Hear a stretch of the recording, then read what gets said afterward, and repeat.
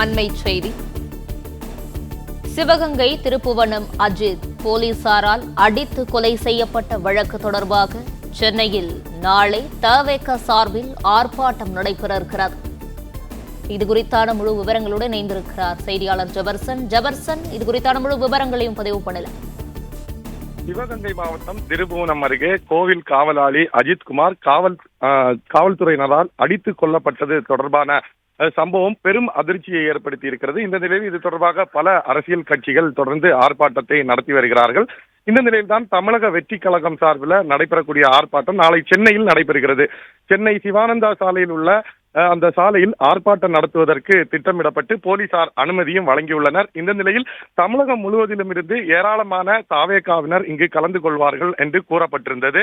இந்த ஆர்ப்பாட்டத்தில் இங்கு நடக்கக்கூடிய இந்த போராட்டத்தில் பெரும்பாலும் நிர்வாகிகள் மற்றும் தொண்டர்கள் கலந்து கொள்வார்கள் என்று முன்னதாக கட்சியினர் தெரிவிக்கப்பட்டிருந்த நிலையில் தற்போது நடிகர் விஜய், அதாவது தவேகாவினுடைய தலைவர் விஜயும் இந்த போராட்டத்தில் கலந்து கொள்ள இருப்பதாக தகவல் வெளியாக இருக்கிறது. இதற்கான ஏற்பாடுகளை தற்போது போலீசார் நேரடியாக இந்த பகுதிக்கு வந்து செய்ய தொடங்கி இருக்கிறார்கள்.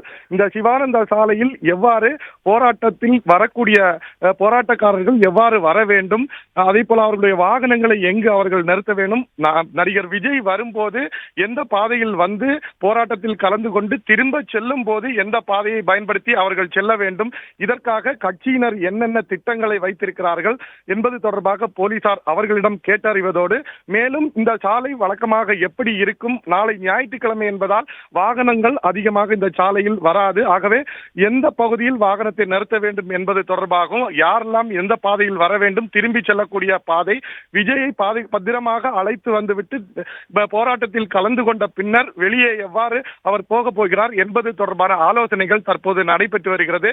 குறிப்பாக இந்த தவேகா நடத்தக்கூடிய அதிகாரப்பூர்வமான முதல் போராட்டம் என்பதின் காரணமாக அதிக அளவில் தமிழகம் முழுவதில் இருந்து தவேகாவினர் கலந்து கொள்கிறார்கள். அதிலும் விஜய் கலந்து கொள்கிறார் என்ற செய்தியின் மூலமாக அவருடைய ரசிகர்களும் ஏராளமானோர் வர இருப்பதால் போலீசாரும் தொடர்ந்து என்ன மாதிரியான விதிகளை கடைபிடிக்க வேண்டும் என்பது தொடர்பாகவும் அவர்களுக்கு ஆலோசனை வழங்கி வருகிறார்கள்.